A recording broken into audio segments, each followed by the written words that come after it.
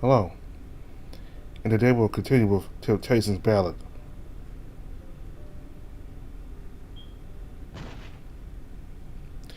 Sid immediately charged at Val with a blistering tackle, but was dodged by an idle sidestep. With a sweep of his foot, the crocodile sent Sid tumbling into a brick wall from his own momentum. Clutching his head in pain, Sid rolled over and narrowly dodged the foot, stomping down on him. Sid scrambled onto his feet and tried to catch his breath. The magic from both cold and artery coursed through his veins. His senses felt sharp and focused, but his pounding heart made concentration rather difficult. His opponent regarded him coolly. Val slowly approached him without a care in the world. "You got spirit, kid. A decent strength to boot. But not all fights are won from strength alone. You're talking an awful lot for someone who's pretending not to care." Sid charged again and swung with his fist, and then a kick. Growling with frustration, he tried punching again. Each and every one of his strikes were evaded with either a small sidestep or a lean backwards. For such a large and bulky man, he certainly was dexterous. Val hardly moved from his position as he weaved between Sid's strikes with ease.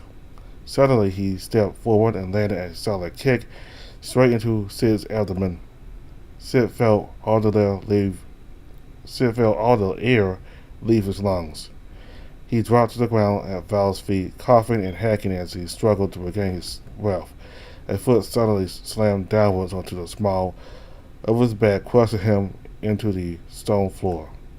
Sid struggled in vain to get up, but remained pinned by Val's foot and body weight. The crocodile shook his head with disappointment. "You got potential, same you wasted by working with quality." Sid snarled and swung his arm backwards, elbowing Val in the back of the knee. The crocodile's foot buckled as he lost his balance and fell forward. Sid swiftly arched backwards. The back of his skull connected with Val's jaw with a sickening crack. Val howled in pain and clutched his bleeding mouth as Sid staggered onto his feet, his ears ringing from the collision. Adrenaline pumped through his veins as Sid returned to a fighting position with a rabid grin. "Don't underestimate me, old man. Fighting is the one thing I'm decent at." From the crowd, Cole watched the fight breathlessly, his brow knotted with anxiety and worry. "Hey, Natty, you've been in a lot of sparring matches, right? How does this one look to you?" "Huh? Artemy?" He turned around to spot Artemy, fully distracted as he scanned through the crowd with a nervous frown. That necrotic presence from earlier. Why can't I feel it anymore? I didn't see anyone leave from the crowd. Someone's afoot. I'm absolutely sure of it. You're still worried about that? The presence of dark magic is not something to be simply ignored, so Crow. Artemis squinted, completely ignoring the clash between Sid and Val while observing the crowd around them suspiciously. She was missing something. Out of the corner of her eye, Artemis spotted someone approaching the bidding table. Someone wearing a cloak? Artemis blinked and rubbed her eyes. She was having trouble looking directly at them. Her vision became unfocused whenever she attempted to stare at the stranger. Perhaps this was a spell. Artemis had read about the existence of magic that lowered people's awareness of the caster even amongst a crowd. Everyone else here was entranced by the boisterous fight within the ring, paying no attention to his cloaked figure as they approached the bidding table. Not even the judge noticed his figure's presence despite standing amongst right beside them. Artemis' eyes watered as she whirled them again. She tried her best to focus on this figure out of the corner of her field of view. The figure glanced around as though surveying the area. Most suspicious, they covertly reached a hand out from under their cloak, their gaze trained on the glistening ruby on the table. Artemis immediately slammed her fist against her table and stood up. "Hold, thief. The entire room fell silent. Their figure froze, their hands still outstretched. As the crowd slowly realized what was happening, the judge and a dozen other fighters approached the figure furiously. Hold it right there. We don't take kindly to thieves here. The cloaked figure swore loudly and glared at Artemis from under their hood. This could have passed quietly without a scene. You forced my hand. A flash of red light suddenly erupted from the figure's hand, filling the room with a sinister crimson glow. The crowd's shrieks and hollers echoed against the stone walls as people scrambled back in surprise. Then the room was silent. Artemis grimaced as the light slowly disappeared as she unsealed her eyes. What was that? Is everyone alright? There was a groan as Artemis turned around. My head. Why is the room spinning so much? So cold, are you alright? Oh, hey, Natty. You should really stop messing with that cloaked fella over there. Stop being so troublesome, huh? Is this some sort of mind control spell? Artemis glanced around, panic rising. The rest of the crowd began picking themselves off the ground, clutching their heads and muttering incoherently. Sure enough, everyone's eyes contained the same sinister red glow. Interesting. To have resisted my spell so easily, you truly are the Creator's chosen. It is best that I finish my business quickly. The cloaked figure pointed a commanding finger towards Val at the center of the fighting ring. You, bring me the rest of the rubies. From within the fighting ring, Sid groaned and clutched his head in pain. His thoughts swam like a whirlpool of dread. It was becoming difficult to focus or stay conscious. Something was weaving into the inside of his skull. Huh? What was he doing again? Doesn't matter. That person in the brown cloak, he should probably listen to whatever they say. They seem to know what's going on. Sid's groans of pain faded as he stumbled onto his feet at a drunken pace. Beside him, Val was in a similar state as he stood up with unsteady feet. This spell always makes them so slow and brainless. I suppose this isn't much of a downgrade for you peasants. You, the crocodile. Hurry up and bring me the rubies, as he commanded. Here's the ruby you seek. Val reached into his pocket and pulled out a large glistening ruby. Like a zombie, he slowly bumbled across the fighting ring towards a cloaked figure. As Val approached the cloaked figure, immediately snatched the ruby out of the crocodile's hand. This is it? Where are the rest of them? One was lost, another was bought by an unknown noble. Wait, you lost him? The figure's voice hissed with irked fury. You buffoons. Do you have any idea what these rubies contain? What am I saying? Of course you don't. The figure stood their head in disbelief. In any case, I suppose 2 out of 4 will suffice. What? The figure reached out to grab the remaining ruby on the bidding table. Their fingers slipped through the gem like smoke as the ruby disappeared into wisps of magic. A minor illusion. That boy, the little hyena, must have stolen it off the table and switched it with an illusion when nobody was looking. The cloaked figure whipped their head towards the other side of the room in utter fury.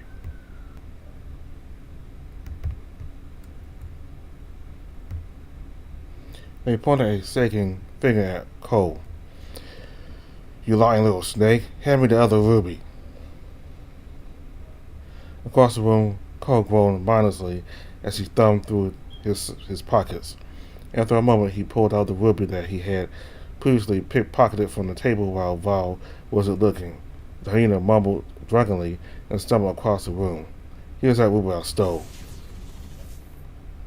Dispel magic. A powerful jolt of static electricity suddenly coursed through Cole's veins and snapped him awake. He jumped backward, hair standing on end. Ow, that fucking hurt. Huh? What's happening? Why is everyone's eyes all red and glowing? Cole clutched his head and glanced around the room in confusion as though he had just awoken from a deep sleep. There's no time to explain. Prepare yourself, Sir Cole. The cloaked figure took a step back in surprise.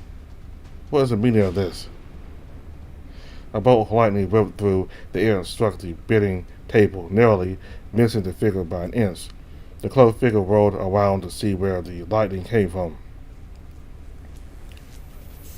Autumn reared back and readied another crackling, gilding bolt in her hand, her eyes deadly serious. Undo your control over the people of this establishment and surrender immediately. Let me assure you, my next attack won't miss. The cloaked figure stared at the rumbling lightning jostling in Autumn's hand and laughed softly. Silly girl, you think me a fool? They snapped their fingers. Suddenly Val, along with dozens of people from the audience, stumbled forward and surrounded the figure in a series of bodies. Autumn growled and lowered her hand. You despicable little! Fused bystanders in such a vile fashion. What's wrong, old chosen one? Didn't you say you were to strike me down? I'm certain the church wouldn't mind if you fired a few not-so-innocent civilians in the crossfire. Do not mock me, scoundrel. Dispel magic. Self-voicing disabled. Counterspell. Autumn flinched and fell back as her magic was interrupted. It felt as though someone had drenched her to the bone with ice-cold water. You okay, Nighty? I'm fine, though it appears spell casting won't be very effective against this foe. The mind-controlled crowd began to advance towards the two of them, arms outstretched and growling viciously. Val and Sid were among the controlled. The two Lord's fighters leaped over the fighting ring fence and joined the crowd in their threatening approach. You can make this easier for everyone involved. Hand over the ruby and I will happily release all these captives.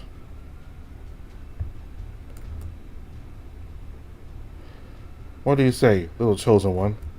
Autumn growled and raised her head, her shield. She couldn't draw her sword against these villains. They were being manipulated. It would not be right to strike them down, even in self-defense. Autumn felt Cole cower behind her, gripping her shoulder anxiously. He does not appear to be very effective in direct combat. Defending him in the midst of a fight will prove difficult. The odds of this situation were simply not in their favor. So Cole, huh? Hey, are you doing? Get your hands off of me, you little. Autumn quickly holstered her shield and grabbed Cole, hoisting the smaller man over her shoulder. Hold on. With Cole in tow, Autumn made a mad dash through the crowd, barreling over several people as they charged across the room. Before the cloaked figure could issue any commands, the two of them had already disappeared down the back hallways. What? How did the entire crowd of you fail to catch two measly idiots? The cloaked figure jabbed their figure towards that hallway. Catch them and bring me the ruby. On your heads be the consequences so you fail. Everyone in the fight ring murmured in a daze and followed the cloaked figure's directions. Their eyes retained the sinister red glow of the figure's control. As you command. Will do. Autumn and Cole skid to a stop as the sound of the angry crowd echoed through the narrow hallway. All those mind-controlled people will reach them soon. So Cole, you're familiar with the layout of this building, yes? Where's the best place to hide and formulate a plan? Well, let me down, and maybe I'll tell you. Oof. My apologies. I'm afraid I'm rather anxious at the moment. Cole picked himself off the floor with an indignant scoff.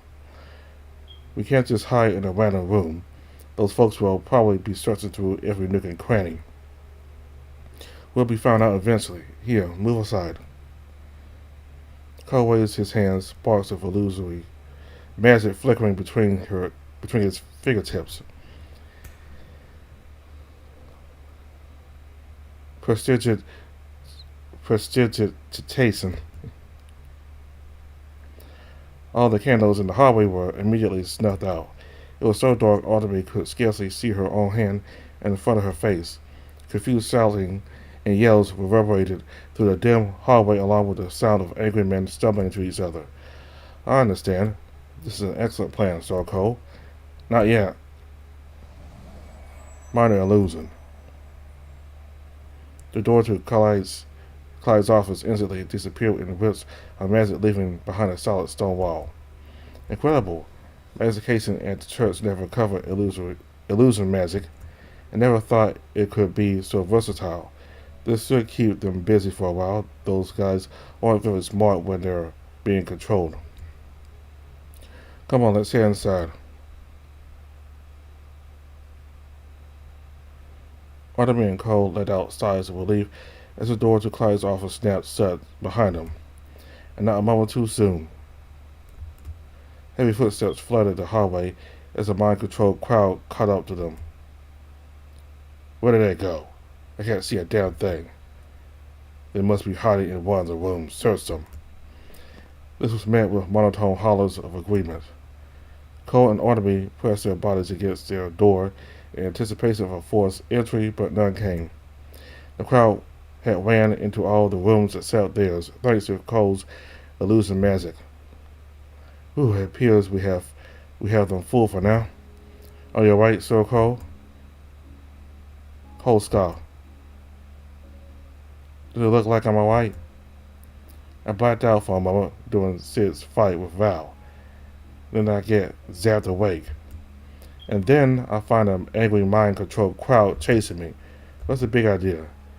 Well, they wouldn't be chasing you if you hadn't attempted to steal that ruby from under Val's nose with your illusion magic.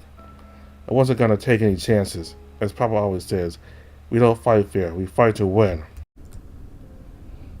That is dubious advice, to say the least. Cole pulled the lost triangular ruby out of his pocket and waved it smugly in Artemis' face. If I hadn't stolen this, that hooded fella would have succeeded in whatever horrible thing they were planning to do here. I say this was a pretty smooth move on my part. Cole squinted at the office door. Who was that hooded fella, anyway? You got any ideas? Artemis shook her head dejectedly. I haven't a clue. It's clear that they are after the rubies for the prince's crown and that they are a powerful mage. Defeating them will prove difficult, especially when they have everyone in the fighting ring under their control. I hope to retreat and buy ourselves some time to formulate a plan. Artemis sighed and hung her head dejectedly. I am ashamed to say I was unable to free Sir Sid from that mage's control before we escaped. Maybe the Creator keep him safe while we sort things out. Hey, at least you got me to safety. Could have been a lot worse. A low groan steadily reverberated from the back of the office. Someone had stood up from behind the couch, clutching their head in their daze. This feels worse than my hangover from last week. What happened? Artemis sweet and covered her eyes. Sir Clyde, please go make yourself decent. What are you folks doing in my office? Cole rolled his eyes and patted at horrified Artemis' shoulders. Cover up your bits, Clyde. You know you like being nude when I'm around, but keep it in your pants when we have company. Clyde blinked blankly, his wit slowly returning. Oh. Right, I guess clothes are a good idea. Hurry up, please. A few minutes later, after Clyde struggled to put on his loincloth, the three of them huddled around the office desk to discuss the current situation. Artemis stood a considerable distance away from the couch as he explained to Clyde about the cloak mage's actions. The tiger listened and massaged his temples in disbelief. All this happened while I was out? Geez, I don't remember anything after leaving the fighting ring to check my office. Yeah. That maze must have charmed you and stolen the crown while you were out. You gotta be more careful, Clyde. Orderly shot Cole a confused glance. But I thought you said out. Hyena kicked her from under the table with a "will you shut the fuck up" look on his face. Orderly just looked even more confused.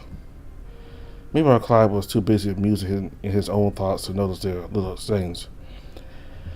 I didn't think anyone had the guts to cause trouble in my fighting ring. This is one strong maze we're dealing with. Not to mention dangerous.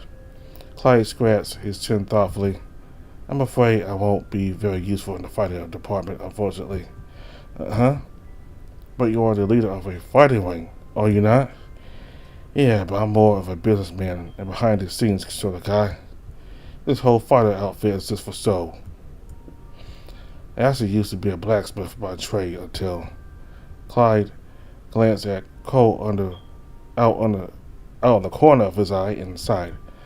Anyway, back on topic. If I understand the situation correctly, our next best course of action would still be to figure out a way to free everyone from the mage's spell.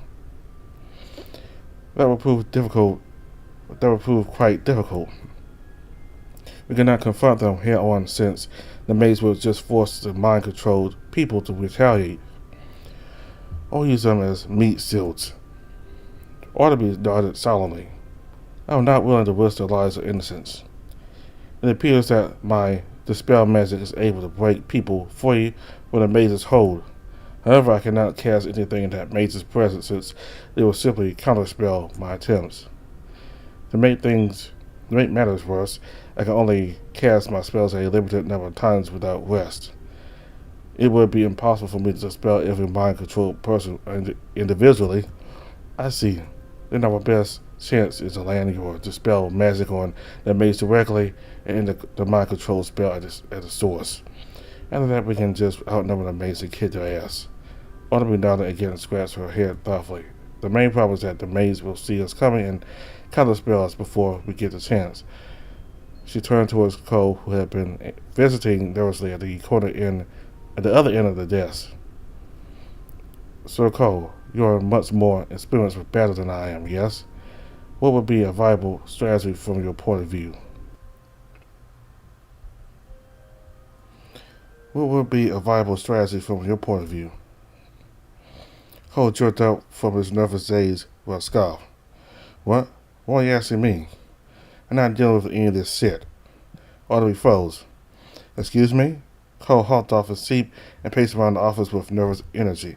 There's a ton of secret exits in this building, right? Let's just run while we have the chance. After we get away, we could just call the church knights or city watch to take care of this. This isn't my problem. An uncomfortable silence settled across the table as Audrey and Cole stared at him in surprise. Sighed Clyde and closed his eyes. You haven't changed a bit, have you? Audrey slammed his fist into the table and stood up. Her voice hissed fiercely through gritted teeth. Absolutely not. We must rescue everyone, including Sir Sid. It is possible that this cloaked maze will harm the people here to remove witnesses. It is our duty to protect them while we still have the opportunity to do so. Cole averted his gaze from Audrey's intense glare and crossed his arms. Hey, Sid is a nice guy and all, but I'm not gonna risk my life for someone I just met. That's not my job. I just agreed to helping you find your missing stuff and maybe earn some gold on the side. Battling a crazy-minded, controlling maze was nowhere on the to-do list.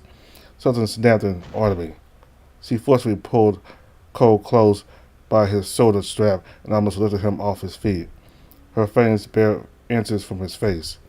Sir Sid believed in you. He believed you were a good person, someone worth fighting for. Now can't you just abandon him? Cole's heart raced painfully against his chest as he leaned back from the furious night. Audrey's usual polite grin vanished into a feral rage. Well, Sid's kinda a simpleton. He'd probably fight for anyone who gave him the time of day. Audrey's grip on him tightened. He shielded you with his own body during the wagon crash this morning. He was willing to fight countless men in this illegal fighting ring simply because you commanded him so. Did he truly misplace his trust on a shameless coward? Barnaby spat the words like venom. Sir Sid has a loving mother waiting for him, a family that actually cares. What will you tell them when you leave their son to die? Is this who the son of Mara Bonebreaker truly is? A heavy, intense silence filled the room, interrupted only by Barnaby's fuming growl and Cole's thundering heartbeat. The small hyena swallowed, his shoulders shaking. You sure you want a coward helping you? The fist that kept Cole hoist in the air suddenly relaxed. The hyena dropped to the ground with a yelp. Barnaby let out a deep sigh as he stood over him. Her eyes were closed and brow furrowed in her effort to wrestle with her own temper. I know that you are capable of great acts of kindness if you truly wish to do so. Perhaps courage too. I just don't understand what is stopping you. The familiar hollow feeling engulfed Cole's chest once more as he stared up at Barnaby's disappointed eyes. He slowly picked himself off the floor with a sigh. It always came back to disappointing people, didn't it? Clyde gently cleared his throat. Not a kiddie little guy while he's down, but things will be difficult even with Cole's help. It's just the three of us against the entirety of the fighting ring crowd. What can we actually do in this kind of situation? Well, quite a bit if you put a little thought into it. Cole sighed and began digging through his pockets. He pulled out an arcane crystal with a glimmer in his eye. I think I've got a decent plan to dispel the mage's control. Hey, Nellie, can you do something for me with that magic of yours? Barnaby stared at Cole quietly for several moments. Can we count on your help?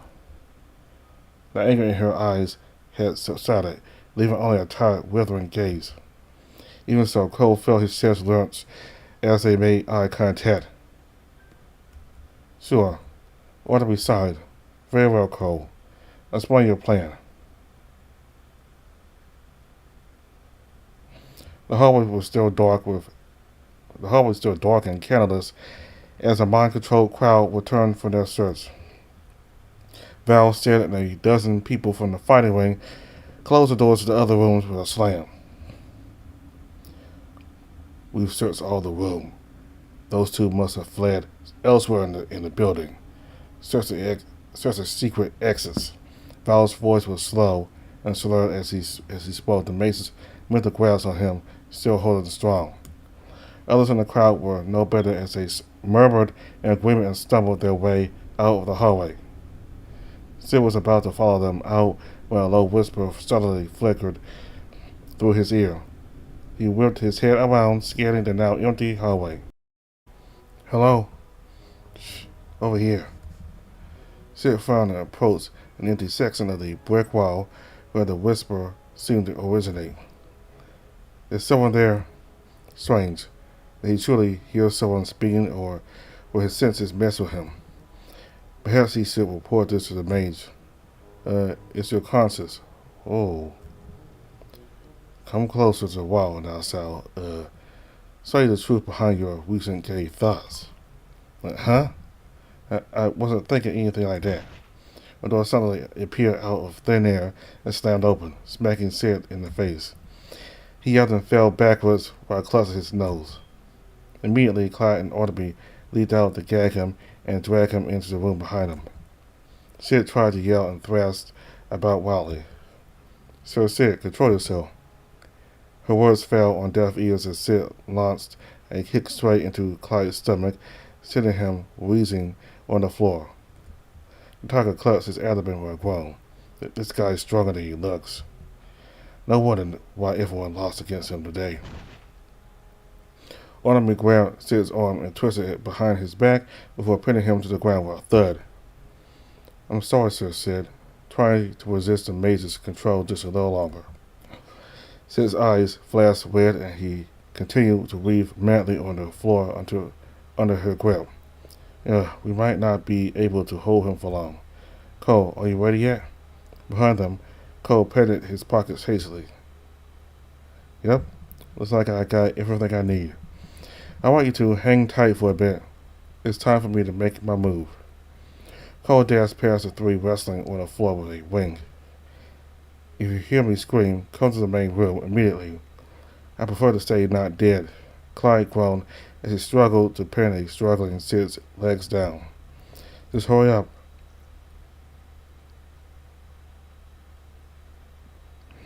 The cloaked figure grumbled with increasing frustration.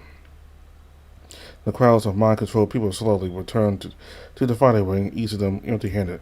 The maids gritted their teeth anxiously as they gripped the one ruby they managed to snatch from Val earlier. This has been an utter mess of an evening. I need those accursed rubies. It's bad enough that the black market tiger already lost the other two. Suddenly, a tall figure with red eyes leaped into the room with a triumphant grin. A mind-controlled Sid raced across the room with his hands outstretched. Master, I have found the ruby you seek. Sid reached into his pocket and pulled out a bright red gem as dark and glistening as blood. The cloaked figure rushed forward and greedily snatched it from his hands. Good, good. It seems you lot are completely useless after all.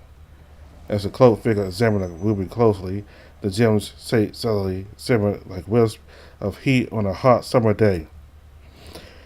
The illusion on the ruby abruptly melted away and revealed a fully charged arcane crystal settling in their hand instead. What? What is the meaning of this? The charged arcane crystal glowed brighter and suddenly exploded with Artemis' dispel magic in a white hot flash. The mace was knocked backwards in the blast with a surprised shout. As they fell, the mace felt their grip on the minds of the crowd dissipating.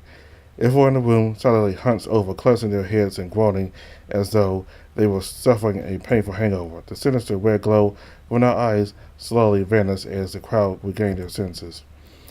The maids picked themselves off the floor in a panicked scramble. How in the world? Huh. I can't believe you fell for such a cheap trick.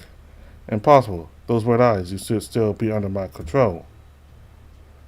The tall badger's body suddenly glowed softly before fading away in the faint white mist.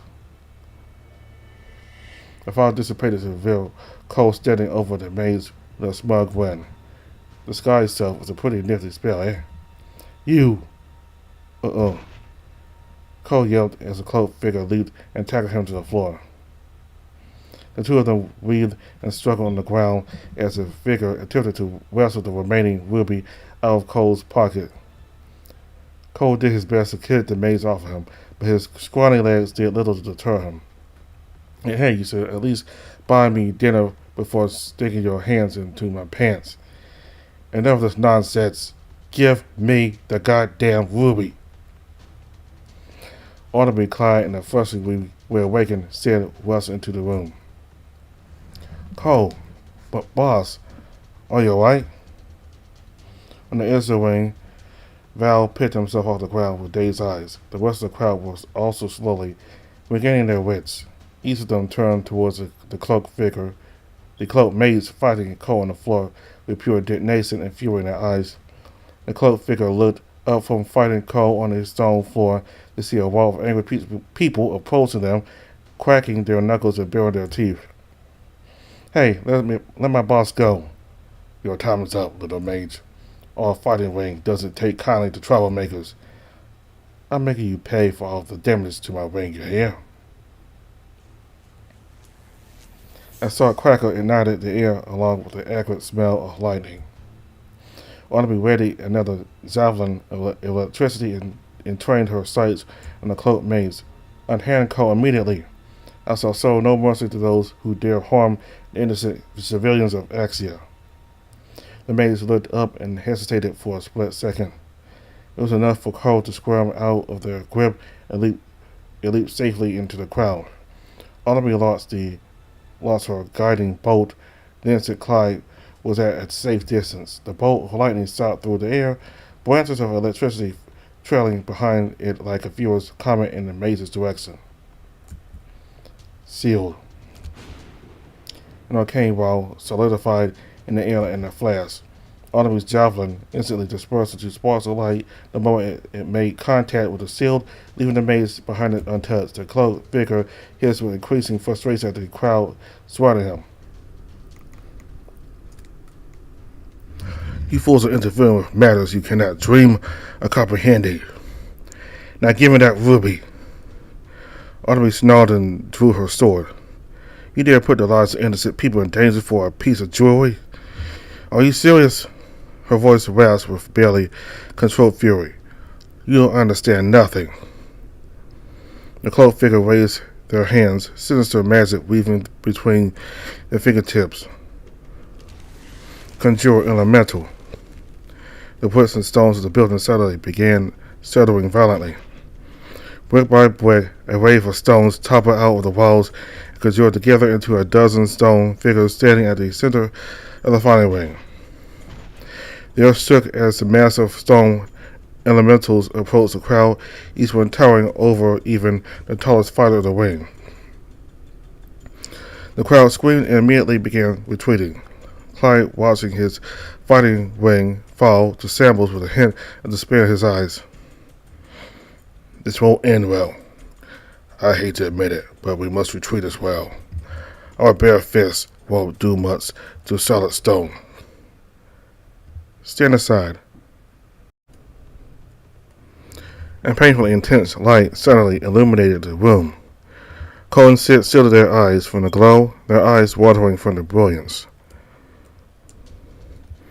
It felt like staring directly into the sun. Artemis had her sword drawn. Radiant light roared across her blade with wrathful lightning. The celestial golden glow flickered as he took a step forward, streaks of lightning leaping from her sword. As these are simply stone conjurations, I see no reason to hold back.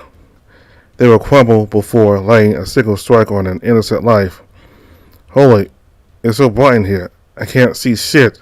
I didn't know you were this strong.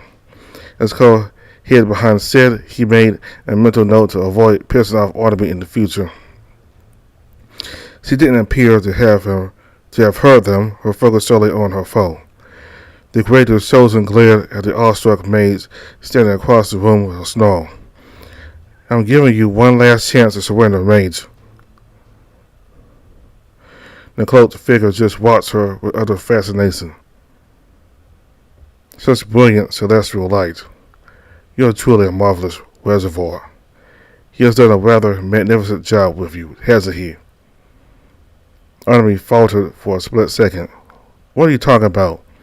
The maids flicked their wrists. The dozens of hulking stone elementals suddenly charged the crowd. Artemis snarled and swung her blade. Divine smite. The earth shook violently as deafening thunder cut through the air. The dozens of stone elementals immediately shattered into a shower of pebbles from a single swing of Artemis' blade. The world faded away to a haze of white filled with only the acrid smell of ozone and crackling electricity. The entrance wall of the fighting ring collapsed into a pile of rubble. Parts of the building were falling down into a rain of debris and dust. The crowd from the ring all ran out.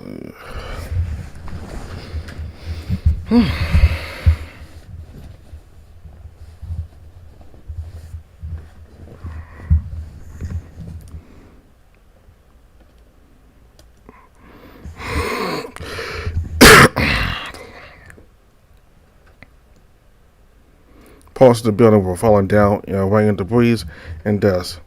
The crowd from the ring all ran outside screaming in terror as they shielded their heads. Cole felt Sid's strong arms around his waist as the large badger held him protectively against his chest and carried him out of the ruined building.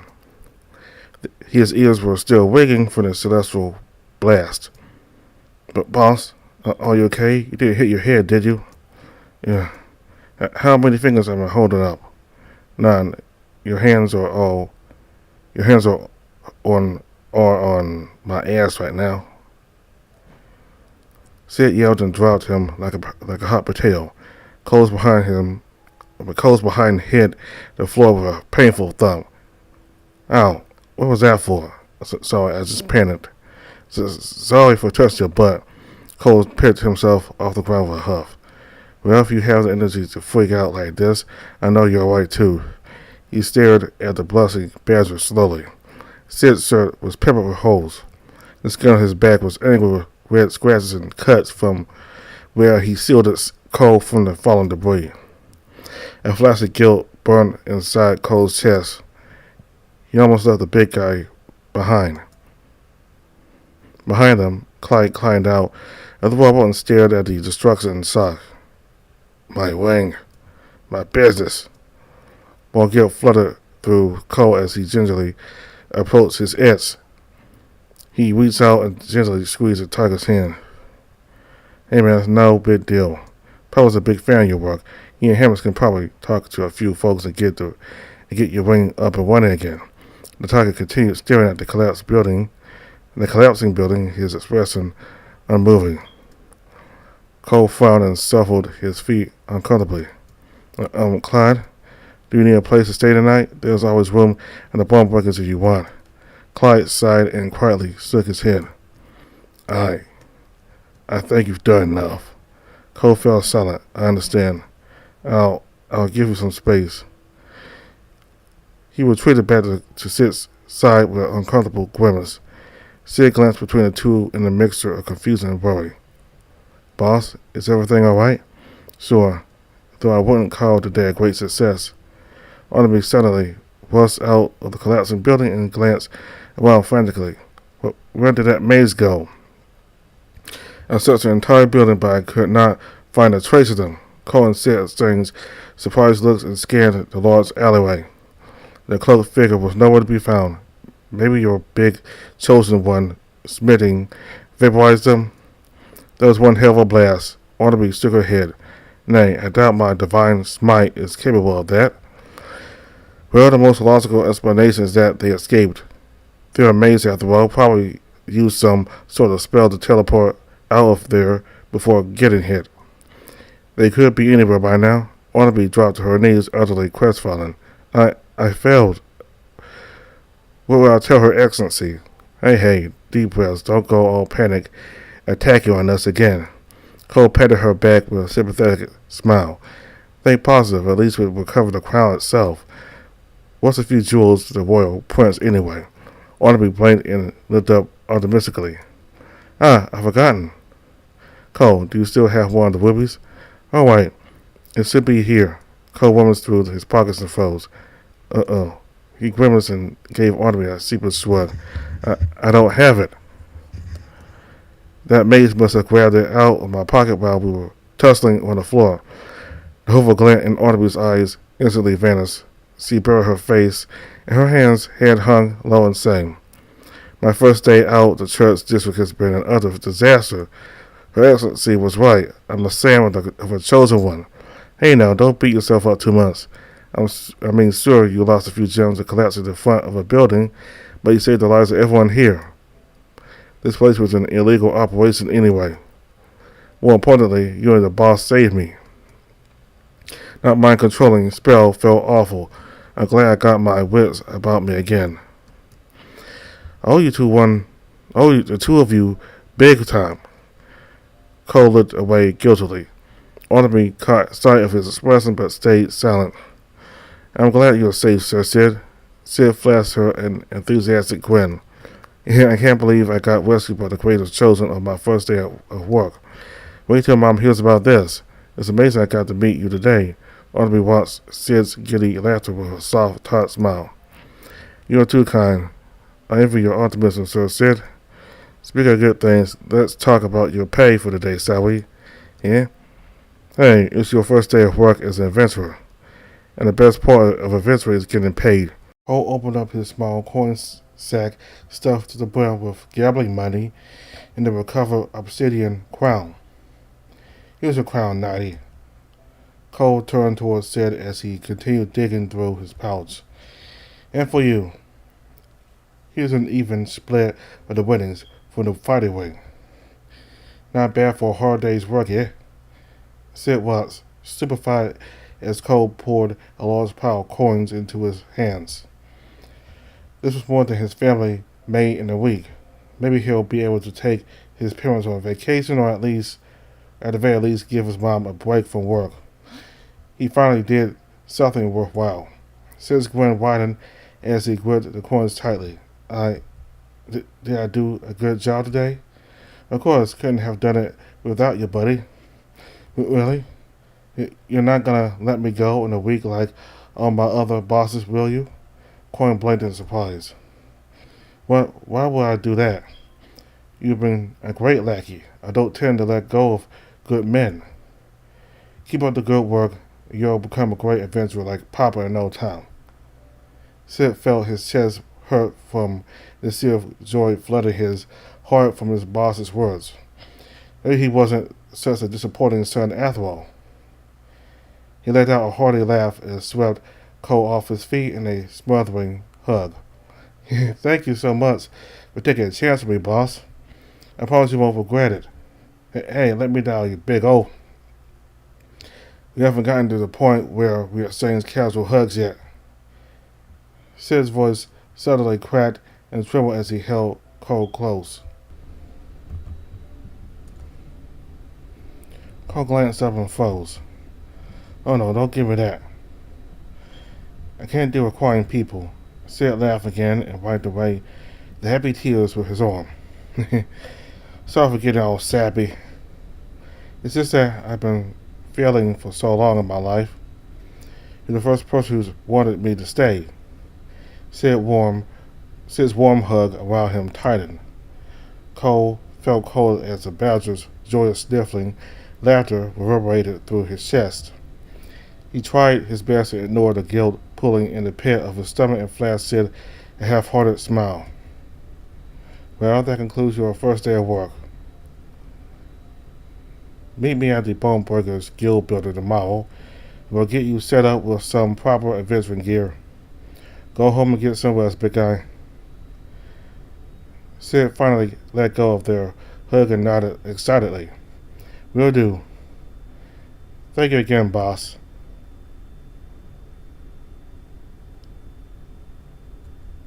Cole turned towards Artemis' sullen figure quietly. Oh, you get a share of our winnings today, too, of course. For me? Yeah. We couldn't have gotten out of this mess without you, after all. He opened up his coin sack and poured out a generous amount into her hands. Artemis' gaze was cautious and rigid. Even split. How surprisingly fair. Hey, listen. Thanks. Artemis looked down at the small hyena with a hint of confusion. If I may ask, thanks for what? Cole crossed his arms and avoided his gaze with an uncomfortable frown. You know, for stopping me. Artemis blinked in surprise. She regarded him with quiet curiosity. You are truly a perplexing person, colored the bone breaker. I simply do not understand you. Cole snapped up with her glare. What's there to understand? Not everyone gets to be a stunning example of perfection. Oh, chosen one? Some of us are born a little disappointing. Artemis returned his glare with a stern frown of her own. I understand that feeling completely. But disappointing or not, we are still capable of making the right choices. Cole rolled his eyes and stuffed his coin sack roughly into his pockets. Oh, would you have chosen to come out today if you knew that you failed so horribly? Artemis' shoulders stiffened. She stared down at the obsidian crown in her hands. Her grim face stared back in the reflections of the empty gem sockets. Sometimes it's best to stay in your lane where you know your own limits. Disappointment is all you'll find in the end. Cole sighed and dusted himself off. Anyway, it's getting dark. It's probably best if we headed home.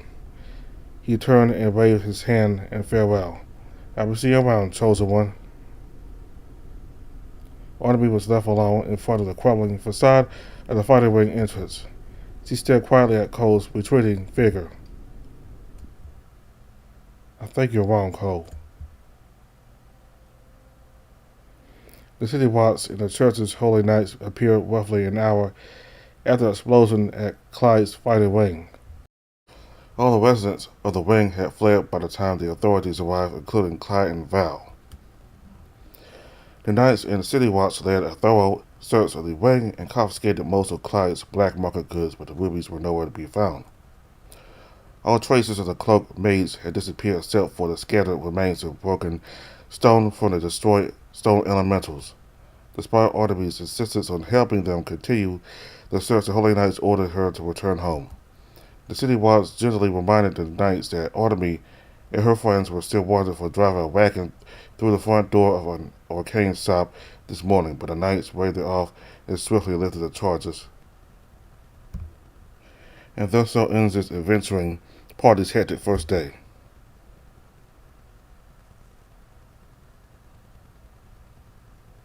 Market District, Spell's Inn, and Tavern. Night had long fallen by the time Sid arrived home. The Sparrows Roost Inn and Tavern.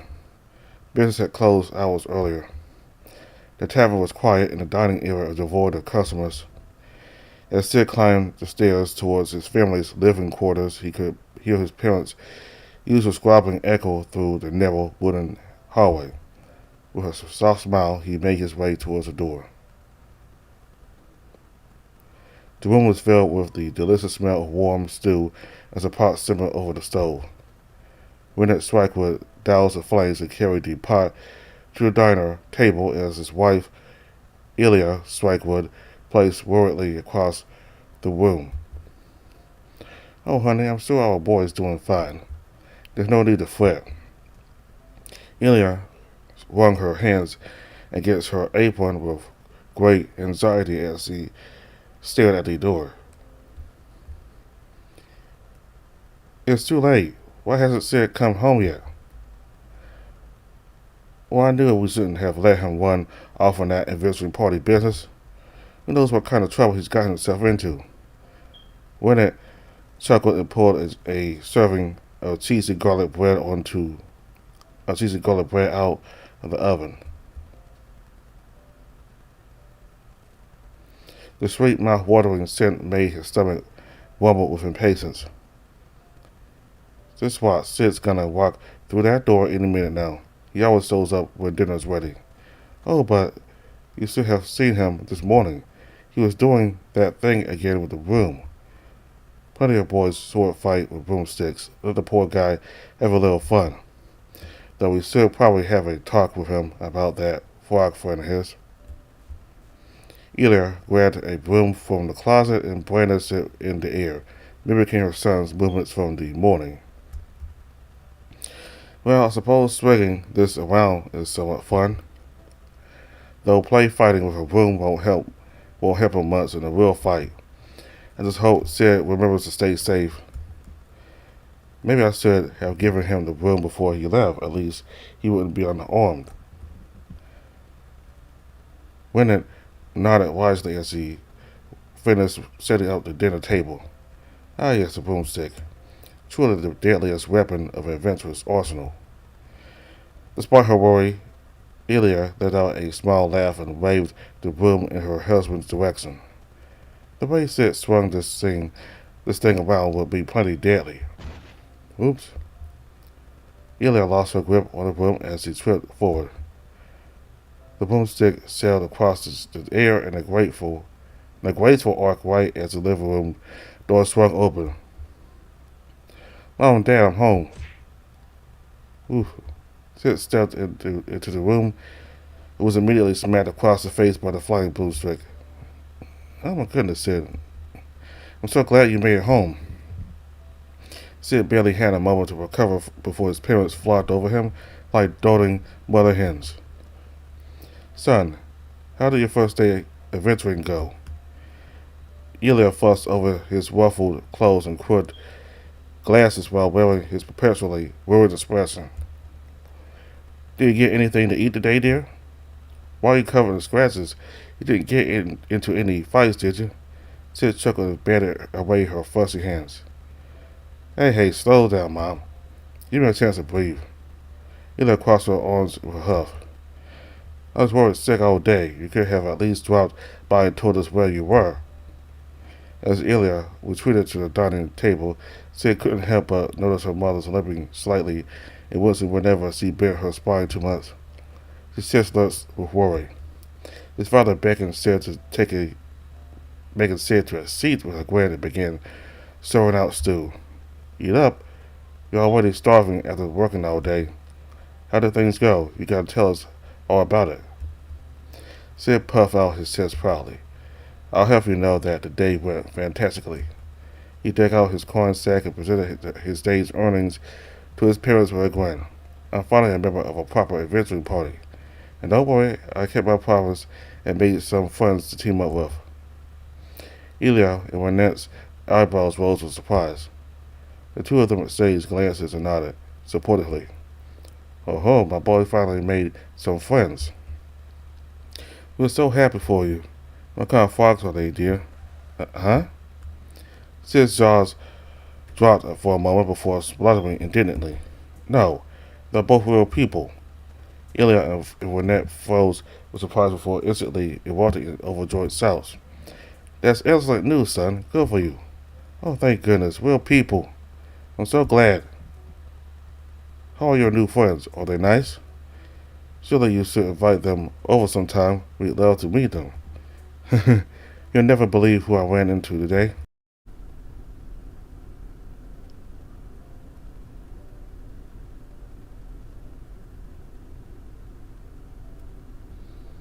Ilya hung on to every word, completely enraptured as he told his story. Renette kept patting Sarah on the shoulder with joyous laughter as he spoke.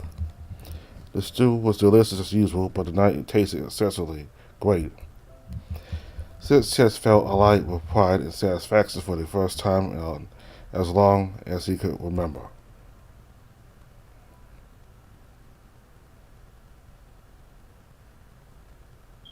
Marauders District, Bonebreaker Mercenary Company, Guild Building.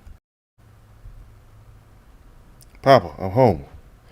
As soon as Cole opened the doors to the Bonebreaker Mercenary Guild, he was hit by uproarious laughter and drunken hollering. His father was drunkening, singing tavern song with dozens of other mercenaries, his voice droning with a tipsy pitch. Meanwhile, Hammond was trying to do paperwork at the bar but was continuously interrupted by Morrow stealing kisses from him every few minutes. Hammond grumbled and pretended to be annoyed as he buried his face in the papers. Cole smiled and gingerly closed the door behind him. As soon as Morrow caught sight of him, he slammed his tankard of ale loudly onto the table with a jolly laugh. Well, looky here. My darling boy has returned. How goes your first day back on the job? Morrow's jovial voice boomed through the building with a deep rumble. Several other mercenaries turned their heads away to Cole as he approached his father's table. Cole puffed out his chest and stood a little straighter. Do I ever disappoint? He tossed his coin sack onto the bar with a loud thump.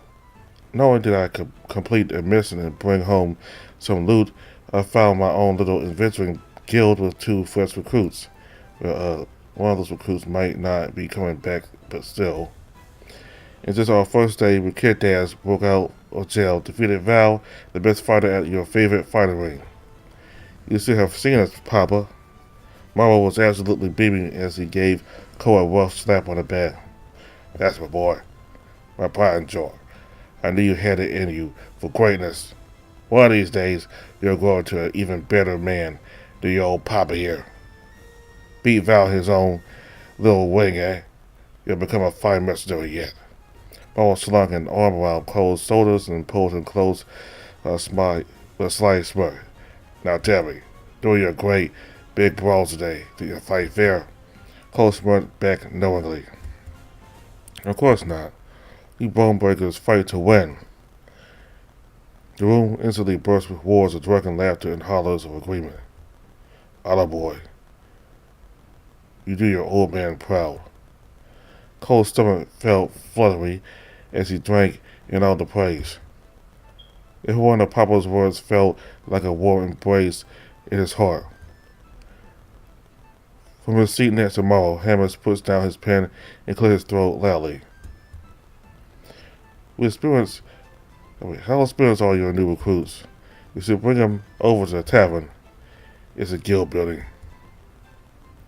Hammers rolled his eyes with a soft smile. Guild tavern. Your father and I would love to meet your new friends sometime. Cole crossed his arms and saw him a dirty look. Nobody asked you, Hammers. The older hyena visibly stiffened and looked away. Marlowe let out another jolly laugh and ruffled Cole's hair. What, you scared we'd take your new lackeys from you? Worry not, boy. Hammy is right. You should bring them over.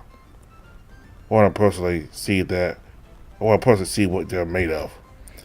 If they suck, I'll give them the good old bone-breaker training regimen and whip them into shape. Nothing but the best for my darling son. Actually, I was going to ask you about this, Papa. Are you fair all tomorrow?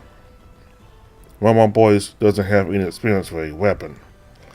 Do you think you can fit him with some equipment and give him a little training tomorrow? Consider it done. I look forward to seeing what your men are made of. Papa's enthusiasm was truly infectious.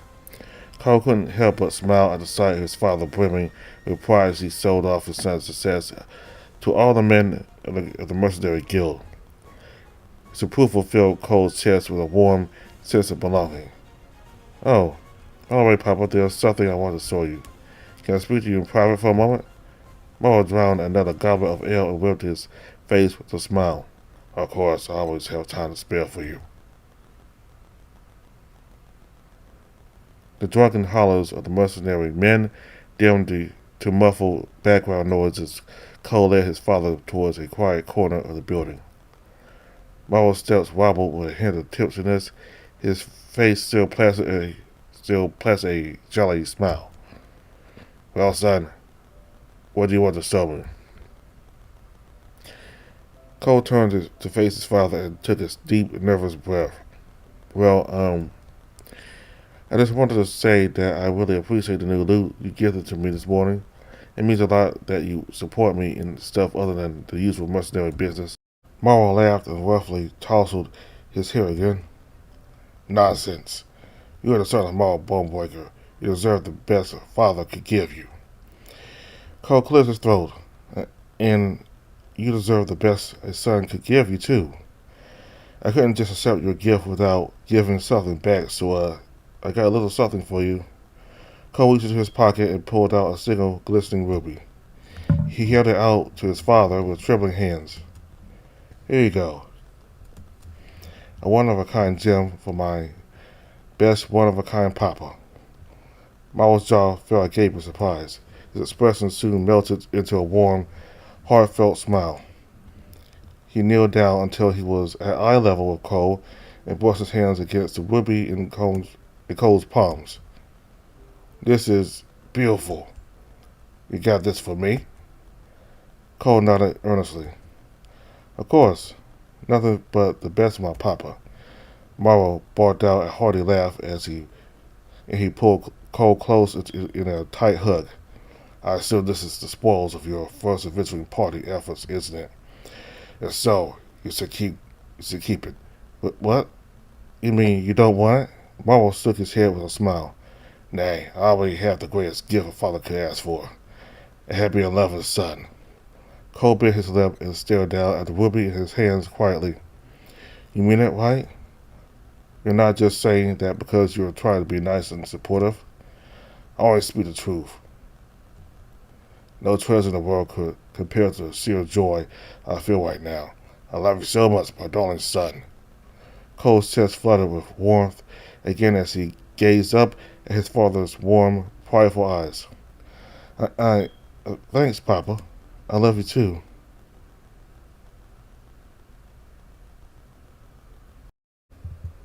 Church District, Grand Cathedral. You what? Mr. Katrina's shrill voice raked through the Grand Cathedral's white walls. Audrey winced and continued to hang her head low, in the same, unable to meet her mother's eyes. It wasn't on your first day, participating in an underground fighting ring? It was there disobeying my order and then failing so utterly at the world's simplest mission. You're an utter disgrace to this church. Had I been a less patient and gentle bishop, you would be thrown out to the streets the moment you return home. Artemis shoulders shook as he squeezed her eyes shut. Deep breaths. Deep breaths. Mother, or rather, Bishop Katrina, continued to pace and fume across the cathedral with absolute fury. That crown was part of the royal family's collections. It belonged to the late king. It was meant to be passed down to his son after his death. Do you know how utterly humiliating it was to tell the prince that my own daughter had lost it along with all its jewels? Katrina let out a heavy sigh. Thankfully, His Highness is a patient man. When I reported the news, he simply laughed and said that this may be a good learning experience for a whelp like you. She turned towards Artemis with a snarl. Prince Cassius is giving you a mission. You have 1 year to find and recover the 4 missing rubies of his crown before his coronation ceremony. You will do well to mend your disgrace to this church. Artemis stood up straight and saluted stiffly. She blinked and did her best to ignore the tears that were welling up in her eyes. Thank you for this chance, Your Excellency. I will do my utmost to right my mistakes. Oh, you need to do better than your utmost, young lady. I don't believe you understand the gravity of your situation. Katrina crossed her arms and glared in disgust. Should you fail your mission, the church will strip you of your title as the greatest chosen. The air grew cold. Artemis felt all the air rushed out of her lungs as a wave of panic and terror washed over her. What? Wait, what will I do without my duty as the greatest chosen one? Your Excellency, I beg of you to reconsider. You can't possibly. An amused, predatory sneer spread across Bishop Katrina's face. It vaguely reminded Artemis of stray cats cheerfully playing with their food before consuming them. Oh, but I can. You are not officially acknowledged as the greatest chosen until the council has decided you are ready. Your current position and status holds little weight in any official sense. Her sneer dissolved into a cold chuckle. See, as I am the Grand Bishop of the Church, I hold the right to strip you of your title and purpose. Katrina's sharp gaze bored through Artemis like nails. The Church will have its worthy chosen, one way or another. If we do not meet the mark, the Church will find someone else. I assume you understand what that entails. Artemis' heart pounded rapidly against her chest. Terror and dread gripped her mind as her breathing deteriorated into a ragged hyperventilating. What would she possibly do without her duty? She had trained her entire life for this purpose. The thought of losing it all was a level of despair Artemis could scarcely comprehend. Her vision blurred, and the room began to spin as her lungs screamed for air. A soft buzz suddenly echoed through the empty cathedral hall. Who might this be? Katrina sighed and fumbled about her robes and pulled out a small arcane crystal. The tap the crystal glowed with a soft golden hue. A familiar voice buzzed through the stone with a booming laugh. Hello?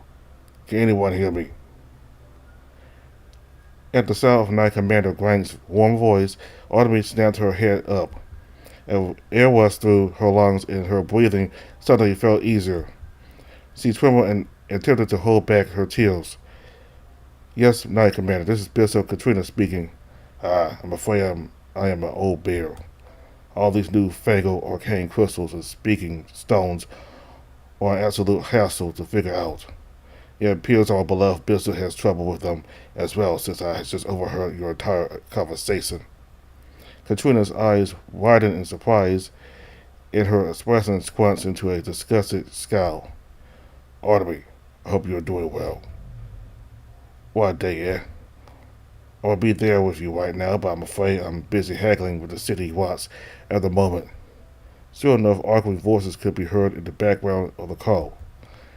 This aggravating fella keeps screaming about how we shouldn't drop charges on a wanted exhibitionist hyena. Oh, I can't repeat the rest of this indecency. Grant laughed and cleared his throat. Anyway, back to business. Dear Bishop Katrina, I must ask you to kindly cease all this useless threatening to our army. Sowing seeds of fear into her will not help the situation. Katrina let out a harsh hiss as he gripped the speaking stones tightly. She disobeyed orders. She made a fool of herself in the church. Misdemeanors must be disciplined. Grant's booming voice continued speaking, as though he didn't hear a single word she just said. And you absolutely will not withhold Artemis' title from her. This is an order. His tone suddenly dipped into a low, dangerous rumble.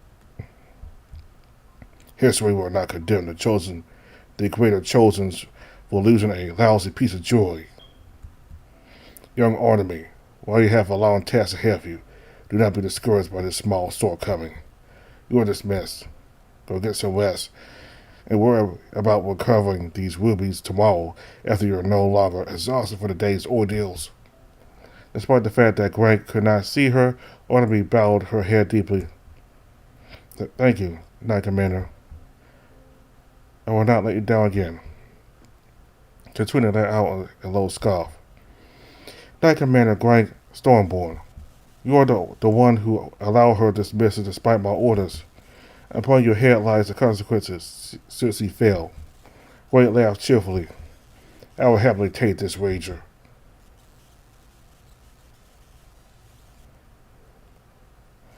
Artemis felt utterly exhausted in both body and spirit when she retreated to her small room. Her eyes could barely stay open on the strength drained from her limbs. She collapsed onto her lumpy bed with a deep sigh. Some people are born a little disappointing. Cole's previous words rang through her head as she squeezed her eyes shut. That couldn't be true, could it? But Artemis sighed again. After all the mishaps for the day alone, she couldn't help but think there was a little truth to his words.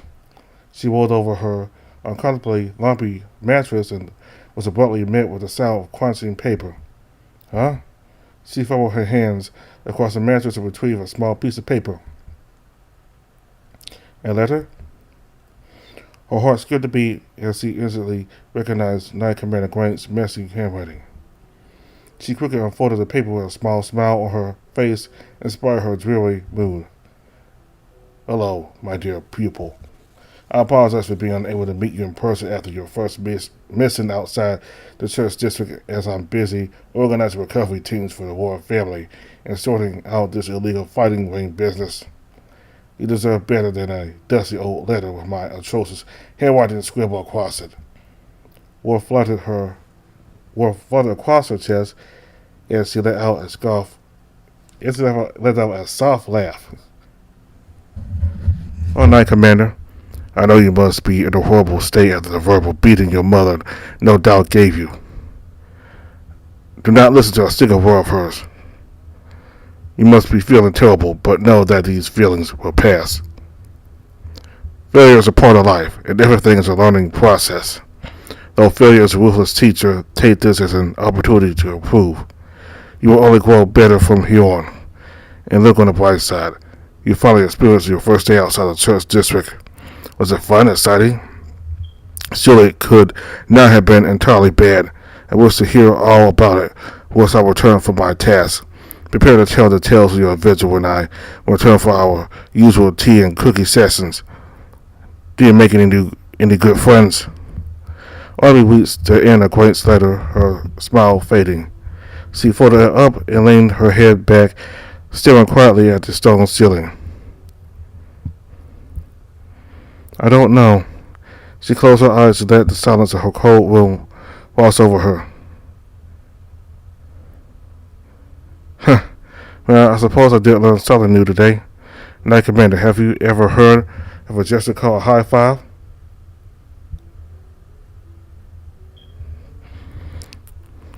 Chapter 1, The Lion, the Carpenter, and the Chosen One, end. It took 5 videos to get to Chapter 1. So, these are like huge chapters with multiple videos, so that's how much these chapters would take each one, like multiple videos. So, I think the game currently is on chapter 4, I guess. Or maybe it's chapter 3, I'm not sure, I gotta go check, but it's at least on chapter 3 right now. So, it's still, so what I may not be months, considering that it took like 5 videos for chapter 1, that's still, get to chapter 3 or 4, that's still a long way. So, before I continue, it seems though that all of them, what they have in common is that all of them feel like failures. Cole feels like a failure because he does not beat up to what his father is. He's a great warrior, and he's big, he's strong, and he's well respected. And Cole has none of that. He's small, weak. That big gayer Val, he doesn't respect him, and just calls him a coward. Though everybody at the tavern, the guild tavern seemed to like him enough. So and said he feels like a failure because he keeps getting fired, and that he's not really all that smart. I mean, he looks like a nerd with the glasses on, but he's actually dumb. Or may not dumb, but he's not really smart. I mean, all he has is his size and strength, and he seems to be really good at fighting. So, I mean, he looks like he can fight, but at the same time, he looks like he doesn't because the glasses. He looks kind of nerdy, even though he's like big and buff. So he's kind of like a buff nerd, but he's not smart. He's doesn't fit the part of a nerd. Nerds stereotypically are like smart or intelligent in certain subjects. So anyway, and Autumn feels like a failure because she failed to deliver the crown to the Prince Cassius, who will be king a year from now. So, and the rubies are stolen. So what Cole said to her about the fact that everybody is born kind of a failure, he not only said that about her, in my opinion, I think he said more of himself, really. Because deep down we saw that he feels like he's a big failure and disappointed because he hasn't lived up to his father yet. Like when Cole was Sid, when Sid was in trouble, and it seemed like he and all the other ones were about to die while being under mind control. I think because his building was about to collapse or something like that. Cole suggested that they just leave Sid behind because he doesn't. He's just some guy he only met earlier in the day. I mean, that's not a hero. That's not how Marvel Bonebreaker would see it. So perhaps Gayer and has a point about Cole, and as soon as Cole said that about Sid and leave him behind, Clyde he got angry and walked off, telling him to turn Cole. Ambulance going by. Anyway, so I'm like by a busy road, kind of like an interstate. But anyway, basically, like Clyde told Cole that you haven't changed. You haven't changed one bit. So he's shown to be a cowardly person. It wasn't until after Artemis scolded him for not saving Sid that he changed his mind and decided to go ahead and save him. Because, Artemis, she scolded him real hard. I mean, after her mother scolding her earlier on, I mean, it's nice to see Artemis do that herself. If we'll see what stand up to her mother more like she did towards Cole. Because her mother seems to be happy with the fact that she kind of have an excuse to get rid of her as a chosen one.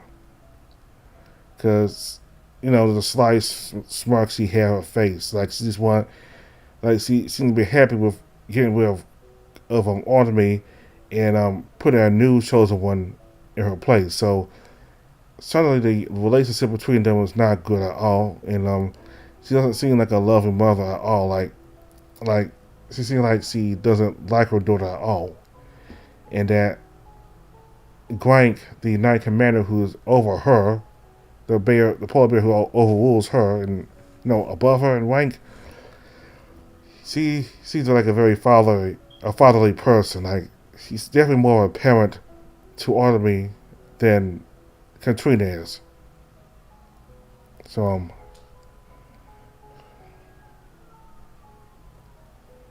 anyway, got plenty of ambulance sirens out here.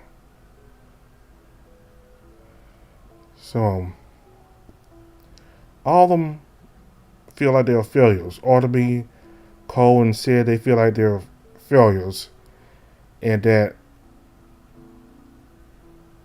I think this adventuring party, I think them being together, they'll be able to prove to each other and to themselves that they're a lot better than what they are. I think this whole them being a group, this adventuring group, will help them a lot. Will it actually? We'll have to see about it. We'll have to see if we continue into the story.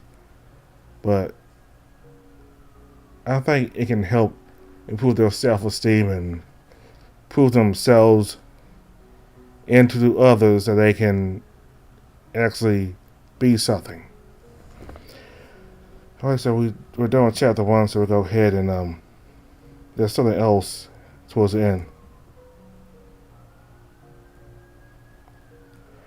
Character glossary as of chapter 1.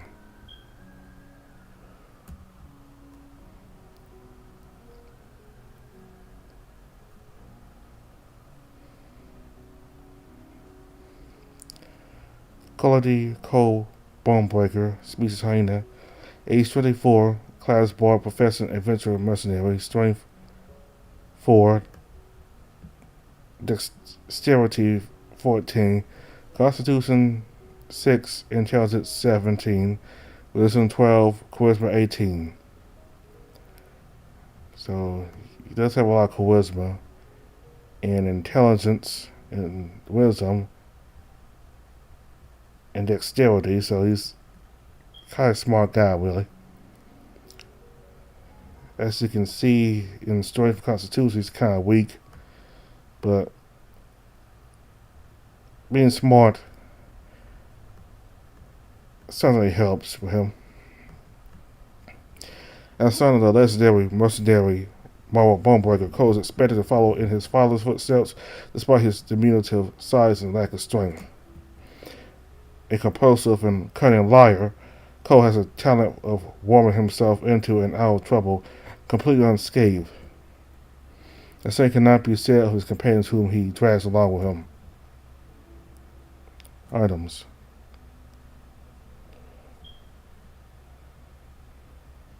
A finely crafted loot gifted to Cole by his father. This loot was built with the most durable hardwood that Axia can offer. Highly resistant to damage, it can be used to bash opponents in unconscious while suffering little to no damage. Marvel says, if my boy's bard hobby doesn't work out, at least this loot will stay useful as a blunt instrument.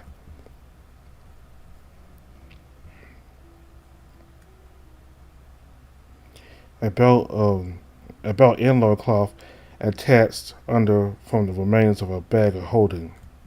The interior is lined with pockets that can hold up to 115 pounds of goods and trinkets without weighing down the wearer.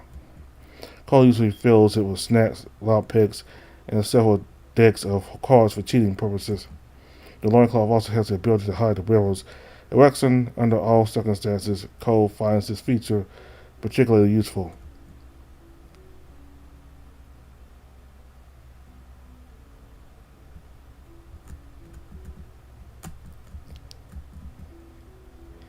He wasn't expecting that to kind of blot that out. Alright.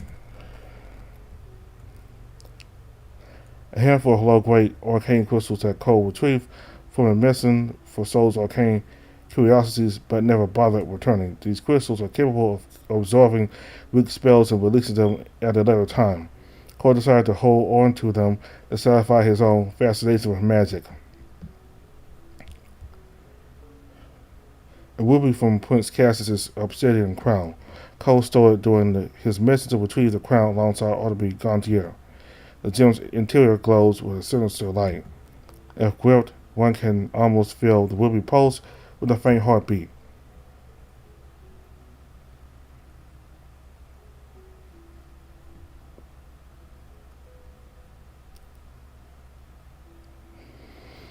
Six strike with species Badger, age 22, class fighter, profession, adventurer, unemployed.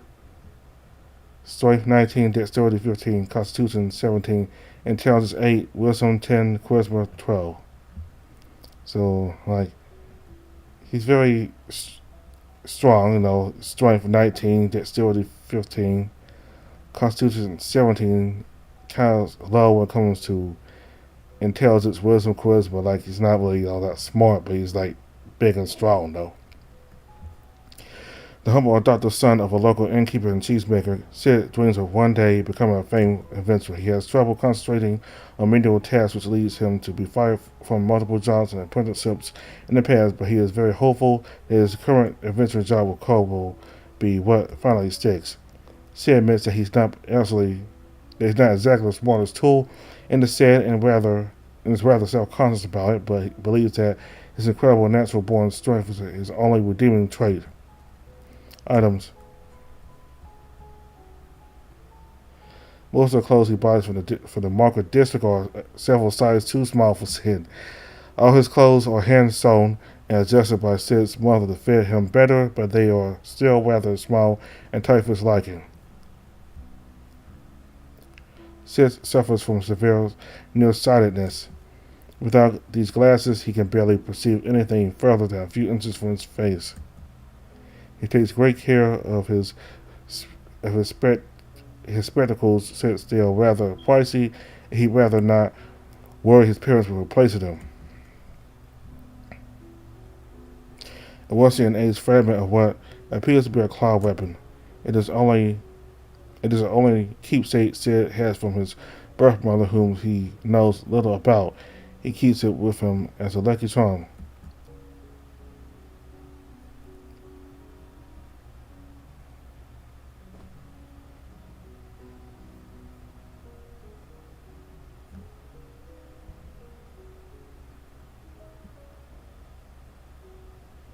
Barnaby Johanna Gantier, species golden retriever, age 20, multi-class, cleric and paladin, profession, holy knight of the church, strength 16, dexterity 14, constitution 16, intelligence 13, wisdom 16, charisma 6. So he's very strong.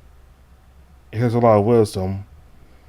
Basically, he's about perfect almost, except charisma. Like, he doesn't have the most charisma, really. Like,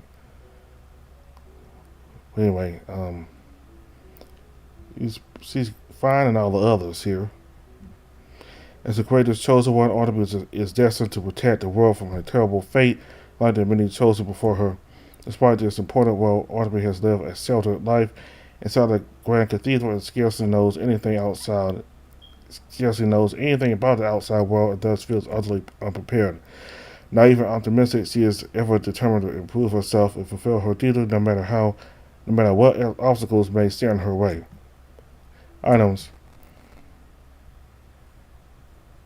a standard sword and shield set from the Holy Knights of the Church. The quality is rather low for church equipment. Artemis has attuned to this set and can magically summon and dismiss them at any time location.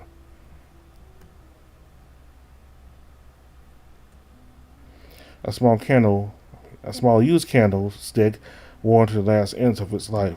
Small finger-like impressions line the sides of the candle like as though it had been gripped deftly tight by a young child. Artemis carries this in her pockets at all times as a solemn reminder. Artemis notably carries very little on her person, lacking even a basic coin purse. All of her earnings and material payments from missions go straight to the church's vaults. As Her Excellency likes to remind her, the greatest chosen should maintain their humility and free themselves from worldly indulgences.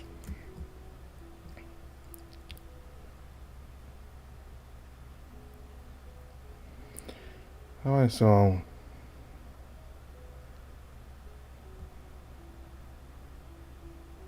we're gonna stop right here, and next time we'll start chapter 2. So, thank you all very much for watching. Bye.